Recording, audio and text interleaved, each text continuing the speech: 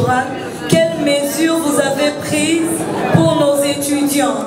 Parce qu'ils se retrouvent aussi mêlés dans les campagnes et de fois victimes, il y en a qui meurent. Quelles mesures vous prenez pour nos étudiants? La deuxième, c'est une proposition, vous en demandez. Nous avons de gardes universitaires dans nos universités. Les étudiants se plaignent qu'ils ne font peut-être pas leur travail. Pensez-vous aussi à la formation de ces gardes universitaires? Merci.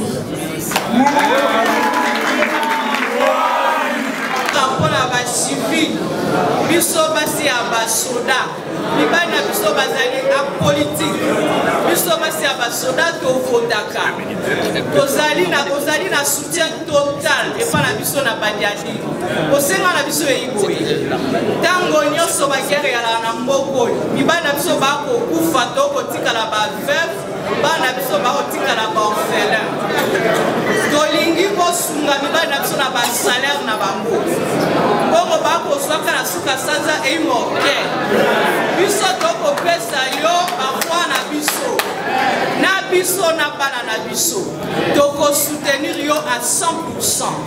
Tosengi yo mpe boye ntango yo okokota na parlement okanisa mibali na biso okanisa baveuve nyonso oyo bazali kozwa mbongo moke bongo nzambe na biso akosunga yo okokoma président parlement. Poser question na ngai epa ya son excellence soki lelo akomi na parlement mpo na biso marché ya pompage aosala nini na marché ya pompage? Na pompage tozala na marché te esika toteka eza lupango ya mutu soki akoolobela biso mpo tozala na marché na pompage ntango azoleka na parlement. Wana ezala question na ngai epa monsieur le ministre. Toza likambo monene na ndenge ya kobongisa bavile na biso. Toza ya kotonda na bavile ebele sans que l'État asala oyo babengaka lotissement. Elingi koloba avant bato babanda kotonga bandako. L'État asali misala oyo ekokata banzela oyo ekoprepare baservice sociaux kofikala ekozala wapi bana bakokende na baklasse nini foyer social ekozala wapi ainsi de suite tokoma na bitongela tongela tozotonga partout n'importe comment lobi soki baérosion eye tobandi kokamwa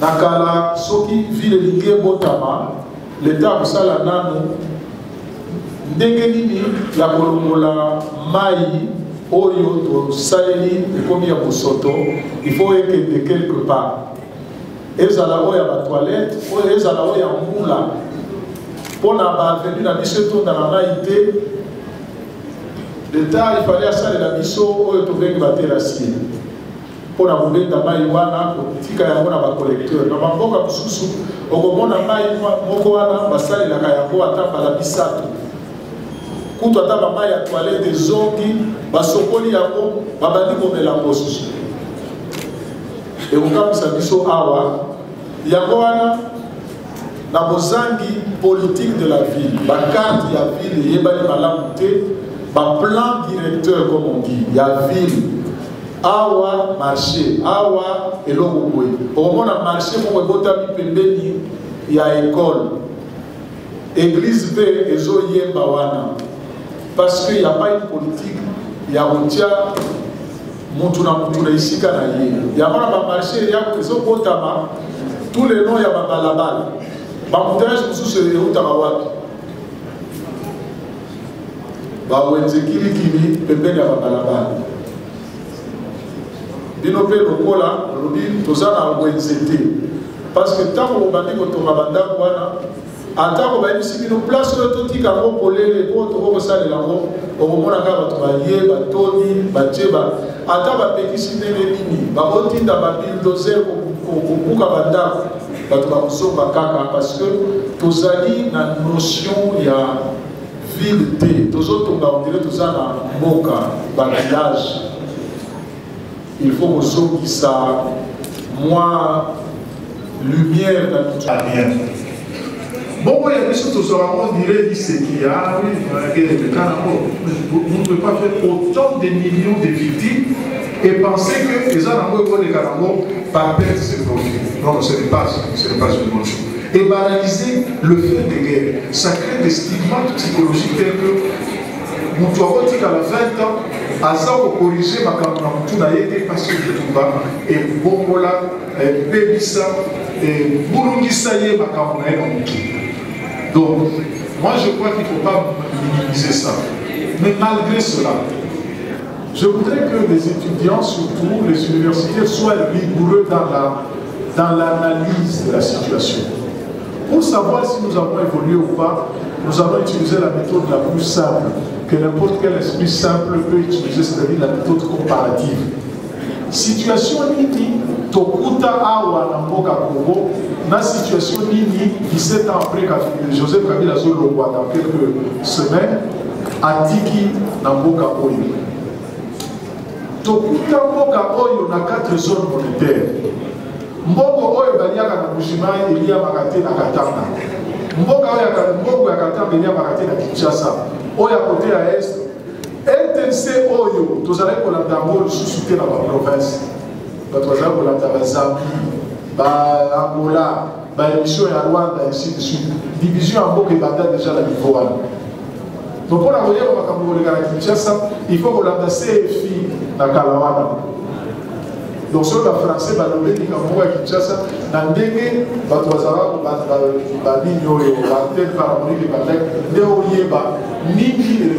Kinshasa. Toye kokuta awa mboka ezalaka na inflation, les économistes le viennent, il y a 9000%. Mbongo oyo ekitaki tellement tozali kokonte yango na bamilliard. Bamilliard eleki tellement likolo que tozongisi tokoki kobenga ngo nouveau Zaïre po ezala un nouveau Zaïre. Atako tosalaka bongo bamilliard ya kala toye kobakisa bika kosakola kosokola te eza prévu bapesa te baaccident kilikili nakanisi soki pouvoir ya sika yeye esengeli kofanda kolobela likambo oyo. Les prochaines agglomérations à créer, il faut tobongisa nyonso olobika makambo ya wenze mais mosusu ezozanga na hôpital. On a 10 km pour la route à Munganga ya solo. Voilà des symboles. On a un ministre qui tombe. Le contrôle n'est qu'une dimension. Les dimensions essentielles, les amis, au Salimibeko, na gouvernement Salimibeko. Où tout le gouvernement nous a proposé à Kayango. Tu as un projet de loi. Na lingi ko sala ka loi ko boye pour la lingi na sala boye.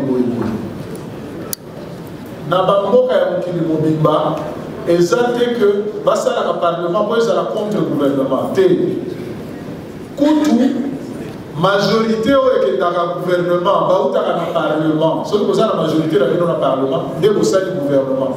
Donc ça signifie que bozali na boyokani entre bino na bino bo harmoniser pour la kokende na lombango osoki kosaleli yango ndenge wana te ekozala oyo tobengi ba système des assemblées oyo action ya gouvernement eza tout le temps bloqué par l'assemblée et le gouvernement a commis faible parce que nyonso azoproposé ezoboyama na niveau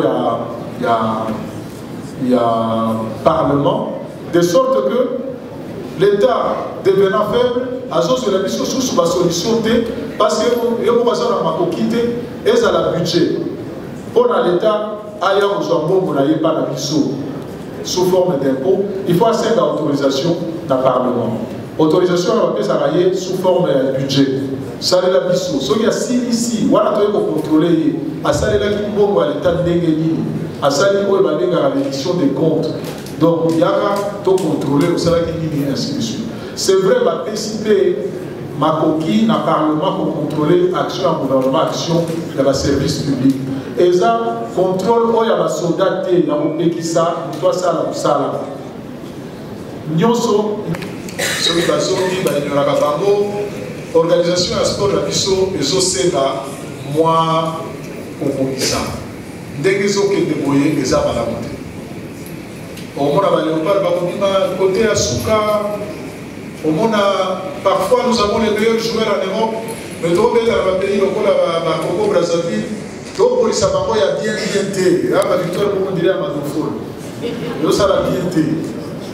Le Congo a un talent pour eux. Quand on a le sport, le Congo a judo. Il y a un potentiel énorme dans Kinshasa. Le champion d'Afrique, il fallait battre ma côté la Bisso. Mais trop ça, c'est parce que là, le sport, nous sommes négligés en nous. Parce que pour la battre, le sport, ils ont la caca, foot, qu'on peut aller, ce que peut dire, vendre devant TV, aller aux autres à la gueule. Le sport, nous sommes cause à la capacité, ce que tu as dit, cubain, la boxe, va au Mexique, ce que tu as dit, américain, va footer la balle. Mais, va avoir meilleur basketteur. De meilleurs athlètes, les Jamaïcains, les Usain Bolt, donc il fallait que les talents de ceux qui ont jiu-jitsu, ceux qui ont karaté, ceux qui ont basket, voilà, on a champion en basket. On a dominé toute l'Afrique en basket féminin ici, mais nous sommes là et nous sommes là. Et la loi sportive doit être corrigée. Et ça, la lacune est belle. Nous sommes en tant que Mokosi, la Fédération congolaise de sport pour tous. Sport, on a il y a tout le handicapé, tout malade, tout ça sport. Sport, les gens,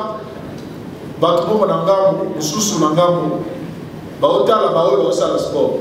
Il y a compétition, c'est la tout ça, supporter, tout ça, mais il y a tout na tombe so que la qui sala moi sport parce que mon ndenge nzamba kela ye azalo ko la misi atiola na mai azalo ko la ndeke na de papa kuna ye apimwaka biso basala biso pona kotambola mais to créer mituka ba vélo ba avion to tambola ka lisusu te ba malade vele ko ko so biso parce que oyo ndenge nzamba sala biso to sala la mo lisusu te.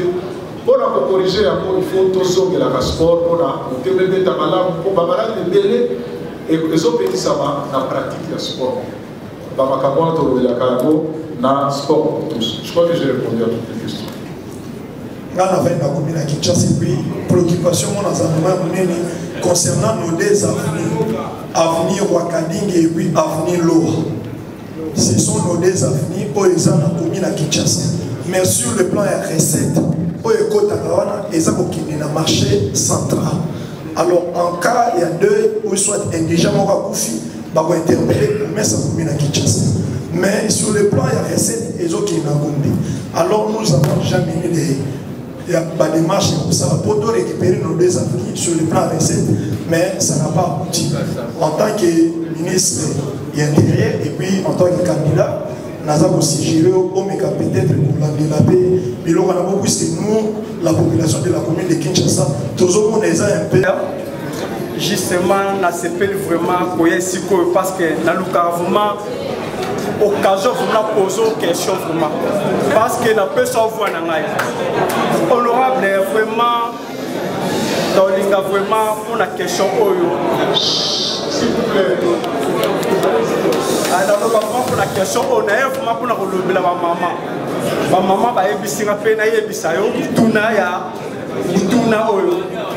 vraiment honorable. Nous allons souffrir vraiment. Ma maman va souffrir ma casse. Vraiment, nous sommes le bami awa. Nous sommes le bami awa. Mais le problème est à awa. Nous sommes nzala. Ceux qui auraient des problèmes en Zala, est-ce le sport, est-ce le sport, nous devons réussir. Mais ceux qui ont des Zala, résoudre nos problèmes à l'Ikoumouyabat.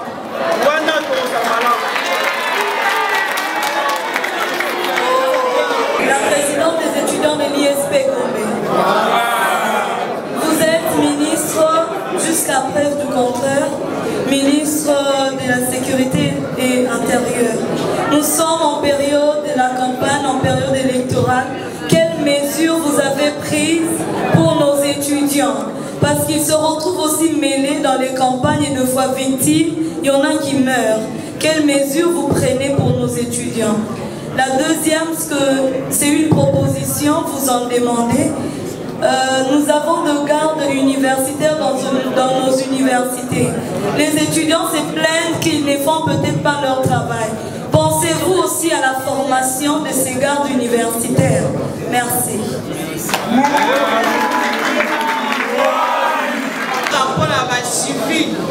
Biso basi ya basoda libana biso bazali a politique biso basi ya basoda to votaka tozali na soutien total et pas na biso na badiadi osenga na biso eyiboyi tango nyonso bagere ya na mboko libana biso bako kufa to kotikala ba veuve bana biso bakotikala ba orphelin tolingi kosunga libana biso na ba salaire na bango bongo bakozwaka na suka sanza eimoke biso tokopesa yo bafwa na biso na bana na biso tokosoutenir yo à 100%.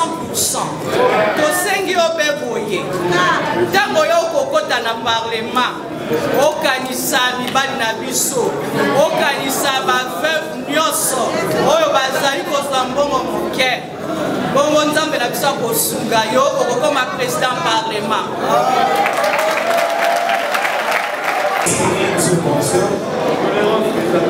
Après avoir entendu attentivement votre programme que j'ai apprécié, j'ai une préoccupation. Bon, c'est le soutien Bilungu Yévé de Miliki. Ma préoccupation est la suivante. Si je me rappelle bien, vous avez été à l'exécutif de ce pays pendant plus de 17 ans parce que vous avez travaillé avec nous. Alors ma question est la suivante. Qu'est-ce qui vous a empêché, quels ont été les obstacles pour vous d'exécuter votre beau plan ici pendant plus de 17 ans et vous pensez selon vous?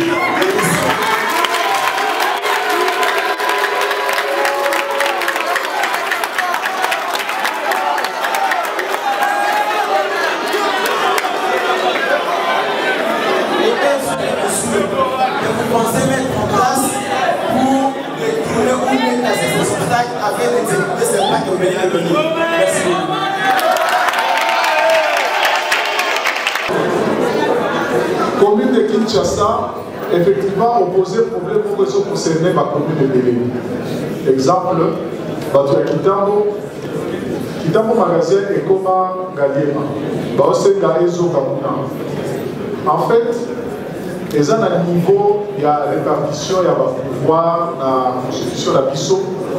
Par exemple, pour délimiter ma commune, ils ont un niveau, il y a un parlement nationalité. Mais nous pouvons faire un lobby, discussion, peut-être pas citoyen, pour rationaliser l'institution et pour créer province, pour créer ville, pour créer commune, oyo et la viabilité parce que les autres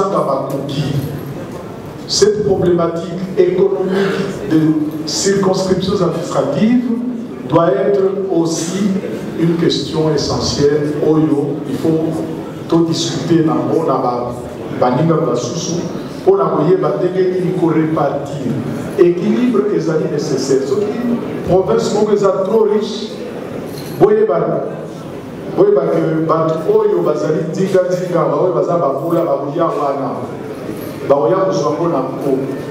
Donc, pour répartir, la répartition de la richesse nationale, c'est aussi ça. Pour dire on découpe autrement, pas beaucoup, et vous avez 70% à Kinshasa, c'est un tel déséquilibre que. Et puis, ils ont moins vite. Donc, vous avez la commune, vous avez de 3 millions d'habitants. Est-ce qu'une commune peut avoir 3 millions d'habitants? Donc, les guides, Bamboga Moussou, Gabon, et vous votez 3 fois. La commune Moko. Alors que le président, il y a pétrole, il y a bois, il y a mais bazar a besoin de 1 million 200, 1 million 300. Et pour ça, moins rationalisation. Alors, il y a un bon quand les gens en français, il y a mais dans le texte, nous avons un texte, mais on a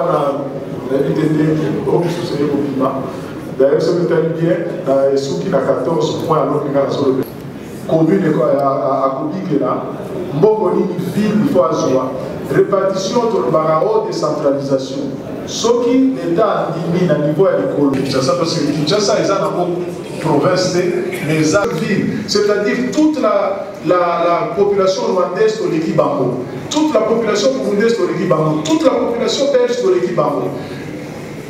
Président Sassou Nguesso abengaka André Kibuta collègue na ye oyi po ani po azogere bato ebele koleka ye eza normal te po tosala mpe bavile mosusu Kinshasa kutu ifo ekola na ngambu mosusu toza ya kotonda trop na ngambu moko on se marche sur le pied, c'est pas normal bavile ebele ezwaka bambemba moko wana okutana na Tokyo baisio New Tokyo donc Tokyo ya sika Portugal ezalaka Lisbonne ezalaka ya kala na ya sika Paris ezalaka na bapériphérie baye kobota babanlieue na libanda ya ville biso mpe Kinshasa eko se développe koto oyo mokonzi ya mboka Joseph Kabila aloba aosala Kinshasa 2035 c'était de ce côté là parce que oyo esalema na babelge oyo toye kobakisa totondi mpe mingi moyen ya kodéveloppe yango eza te bambouteillage eosilaka jamais bazangi bawenze lisusu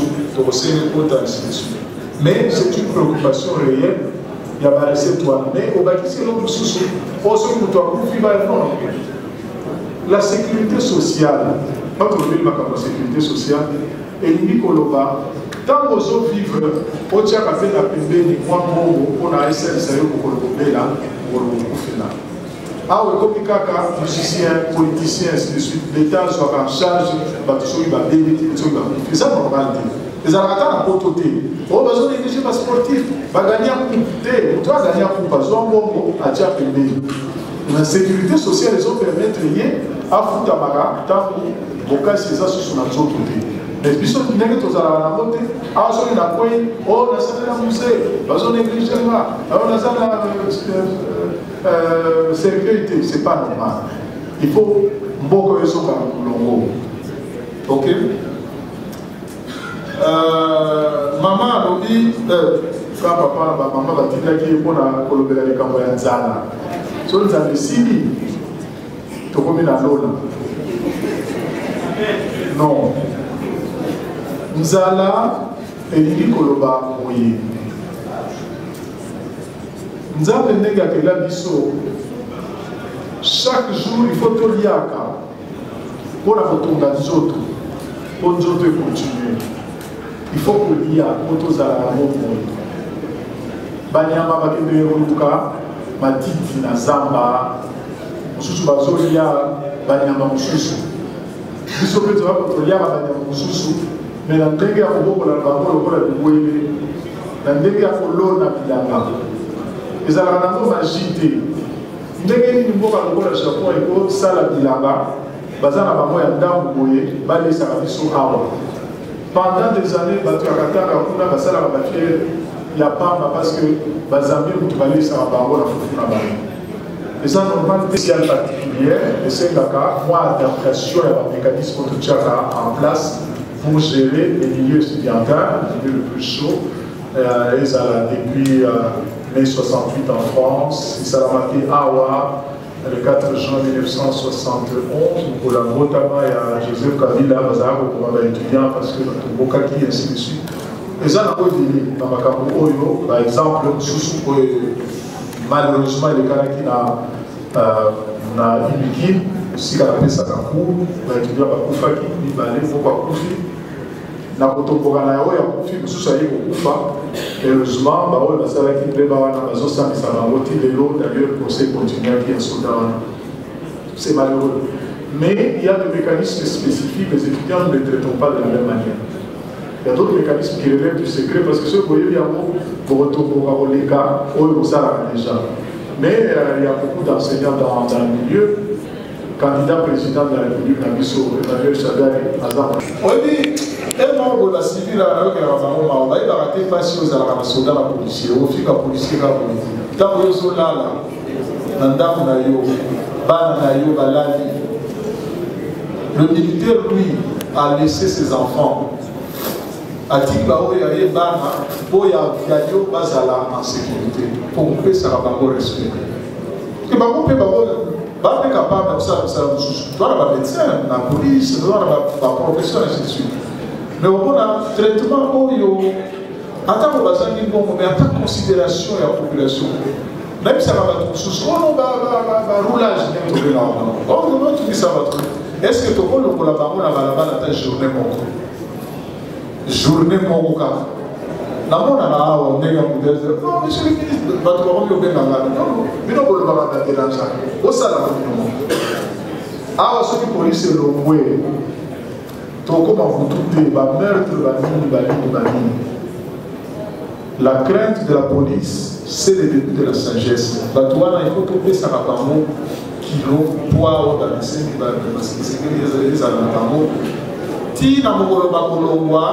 en tant que retraité,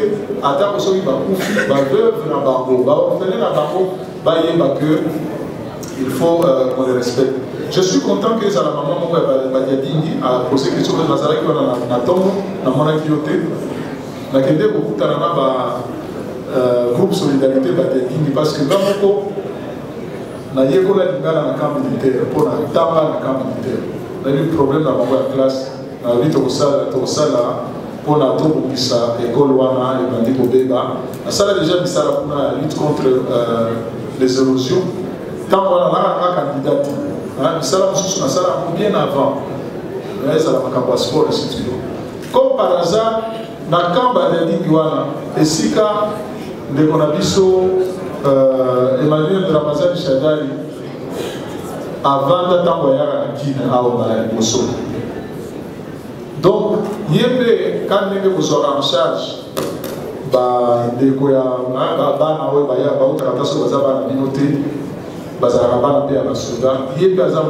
donc ce que vous liez, quand vous faites 100%, vous avez 100% numéro 13, pour 100% sous-souder après. Pour ceux qui sont dans la police, il y a gagné à renommer gagné. Pour ceux qui sont en inverse,